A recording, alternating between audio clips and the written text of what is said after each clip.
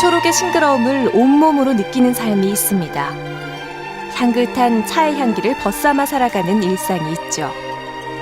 새롭게 시작한 인생의 성공을 위해 하루하루 분주하게 살아온 세월이었습니다.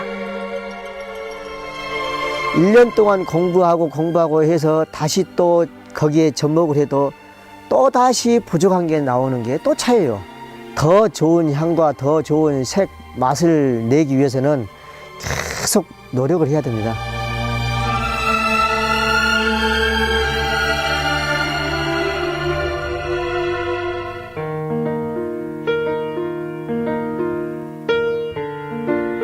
봄이면 향긋한 차내음이 곳곳에 퍼져가는 전라남도 보성. 이 고개를 넘어도 차밭이요, 저 고개를 지나도 차밭이 펼쳐지는 온통 초록의 세상 보성은 예로부터 차나무가 자생해온 지역으로 지금도 많은 농민들이 차 재배를 업으로 살아가고 있습니다. 전국 차 생산량의 34%를 담당하는 보성은 명실공히 녹차 수도라고 할 수 있는데요.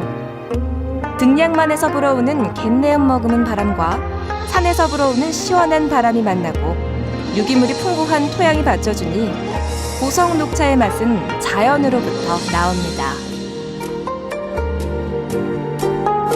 해풍이란 것은 따뜻한 온도거든요. 또 산의 온도는 차가운 온도고요. 이게 서로 교차가 돼서 냉과 열을 같이 만났을 때는 향이 강해져요. 또 수분이 없으면은 차가 무게가 없고 고급차가 안 돼요. pH 산도라 하죠. 땅의 그 산도가 적정하게 알칼리도 아니고 산성도 아니고 적정한 토양이 골고루 갖췄기 때문에 보성차가 이렇게 인정을 받는 것 같습니다.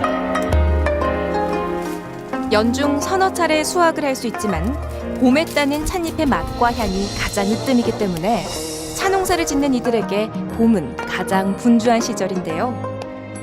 뾰족하게 돋아난 찻잎이 참새의 혀만큼 자랐을 때 수확하라는 말이 전해지기도 하고요. 절기상으론 고구를 전후해서 따는 잎이 가장 좋은 차가 됩니다.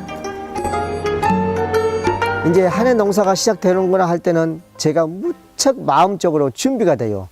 약 2개월 전부터 잠을 못 자면서 어떻게 차를 만들어야 되겠는가, 어떤 차를 더 좋게 만들어야 되겠는가, 이게 근심 걱정이 돼서 저는 솔직히 부담스러워요. 봄이 되는 것이.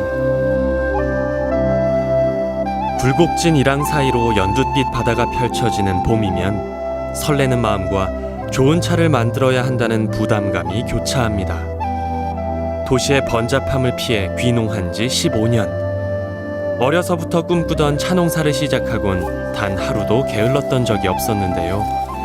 덕분에 누구나 인정하는 차를 만들었고 누구나 부러워하는 다원을 일궜습니다. 진급도 좀 해가지고 한 2달 지났었거든요. 근데 이제 그 자기는 가서 시골에 가서 살아야 되겠다고 사표를 썼다고 저한테 와서 거짓말을 쳤어요. 근데 그 다음 날 썼더라고요.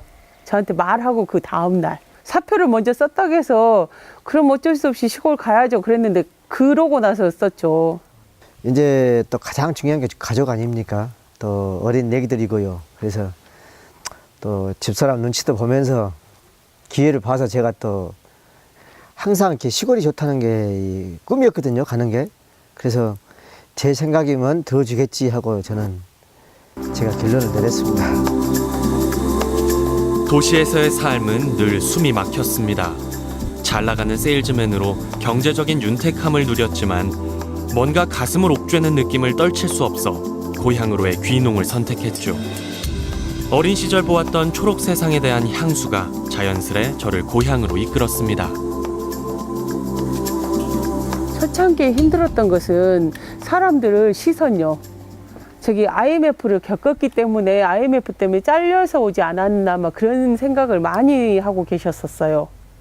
근데 저희는 집도 장만했고 경기도에 아파트도 사놓고 그리고 내려온 케이스거든요. 근데 사람들이 다 망해서 그냥, 그리고 여기가 친정집이에요. 본래 친정 작은아버지들은 겉벌이 3마리면 처가살이 안 한다더라 그러면서 이제 미운 소리를 하겠고 동네 사람들도 다 그렇게 생각을 했죠. 이제 망해서 들어왔는가 하는 그런 시선이 있잖아요. 늦게 시작한 만큼 남들보다 더 노력해야 했던 귀농 초기. 아내와 저는 좋은 차를 만들기 위해 밤을 새며 연구했습니다.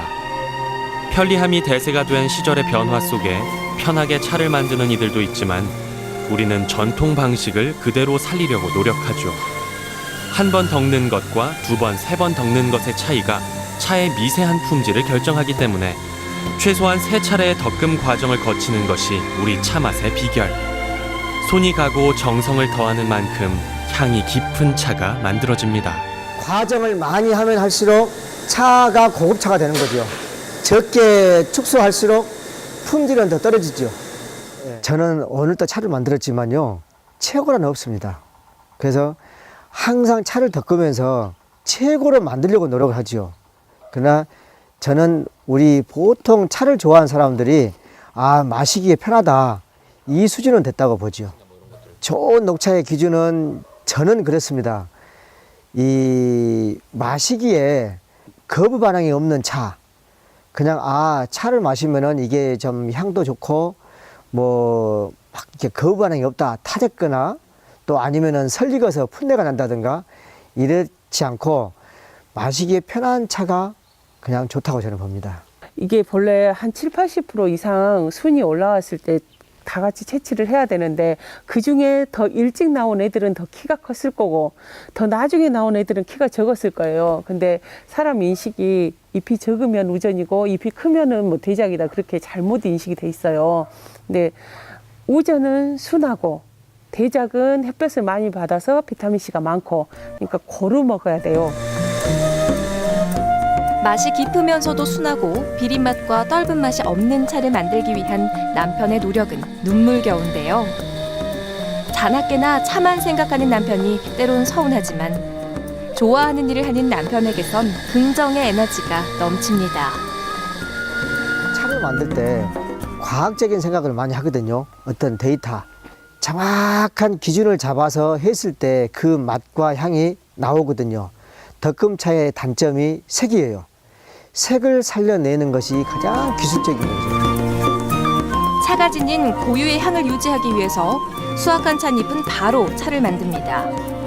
비비고 덮고 말리는 모든 과정은 사람의 손을 거쳐야만 하는 쉽지 않은 일인데요.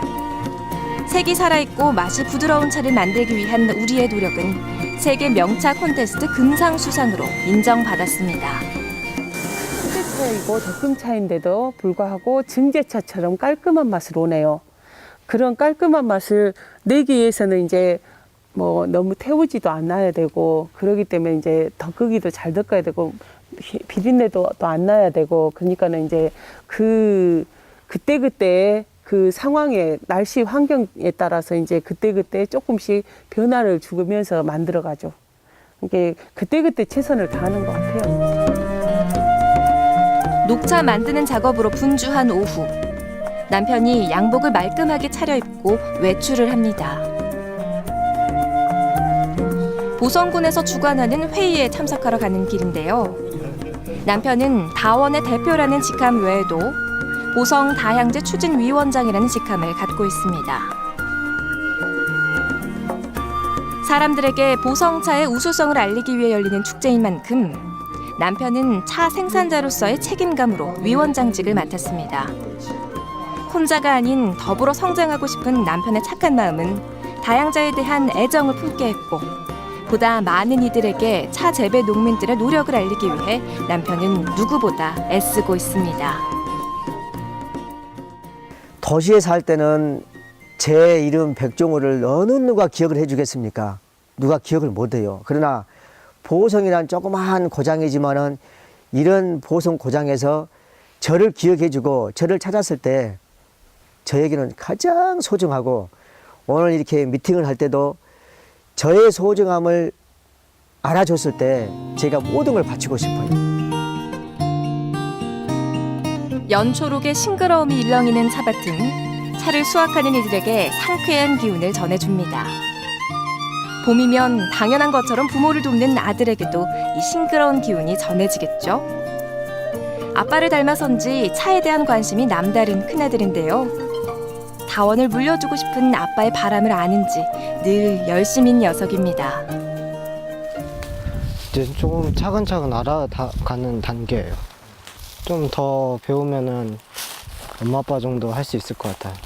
이렇게 엄마 아빠께서 다 이렇게 읽어놓으시는 걸 이제 제가 이제 좀 더 일을 확장을 시켜서 좀 더 할 수 있을 것 같아서 항상 푸르름을 계속 간직하고 함께 같이 갈 수 있는 게 차거든요. 그래서 돈이 아닌 너가 아빠가 정말 하나하나 심어서 이렇게까지 갖고 났으니까 모든 걸 다 버리고 차를 위해서 다시 또 도전해서 아빠가 걸어온 길을 또 이어가야 된다.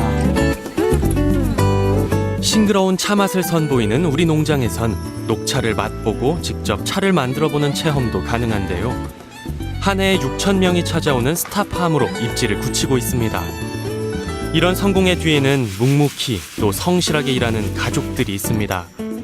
새벽부터 늦은 밤까지 반복되는 일을 마다하지 않는 아내에게는 언제나 빚을 지고 살아가는 마음입니다.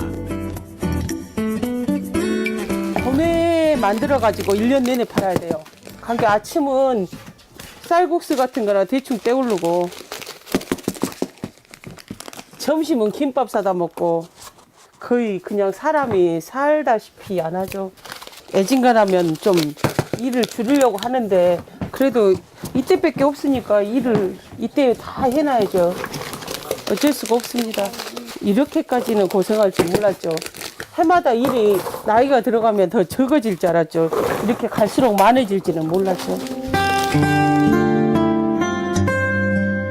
새벽부터 시작된 작업은 끝날 기미가 보이지 않고 반복되는 작업으로 모두가 지쳐가는 시간에 아내는 늦은 저녁 식사를 준비합니다. 녹차의 생명력은 신선도이기 때문에 밤을 새워서라도 그날 딴 차는 그날 녹차로 제조하는 것을 원칙으로 세웠는데요.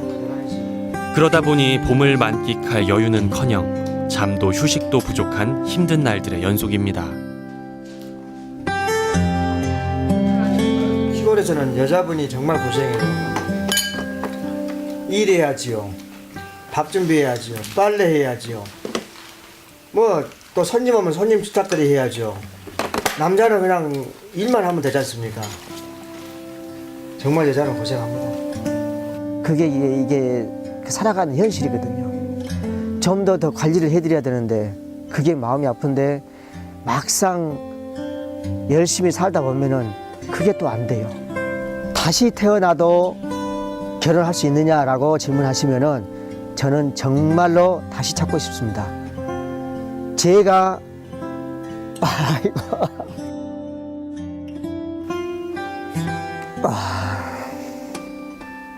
모든 것을 줬다라고 볼 수 있어요. 저에게 너무 많은 걸 줬어요. 항상 이렇게 가꾸기도 하고 사랑을 받아야 되는데 그냥 일에 찌들려서 열심히 사는 모습이 너무 가슴이 아파요. 살아가기 위해서 뛰는 모습이 저는 마음이 아파요.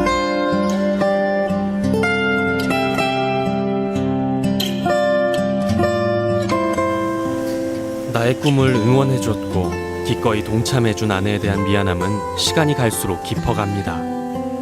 내가 좋아 선택했고 부단히 노력했지만 가족의 희생이 뒷받침돼 이룬 성공이었기에 아내와 아이들에게 모든 공을 돌리고 싶습니다. 그리고 이제는 좀 더 편안한 삶을 안겨주고 싶습니다. 녹색을 띠는 것은 항상 젊음이 있지 않습니까? 제가 저렇게 가꿨다는 것이 보람을 느끼고요. 청결해지고 좀 젊어지는 기분이죠. 늦은 출발이었기에 2배로 노력했고 가족의 힘으로 버텨온 날들. 자연이 내려준 선물에 감사할 줄 알았고 온 마음과 정성을 기울여 차를 더 꺼냈습니다. 이렇게 하루하루를 살다 보면 언젠가 우리네 삶도 차향처럼 은은하게 물들어가겠죠.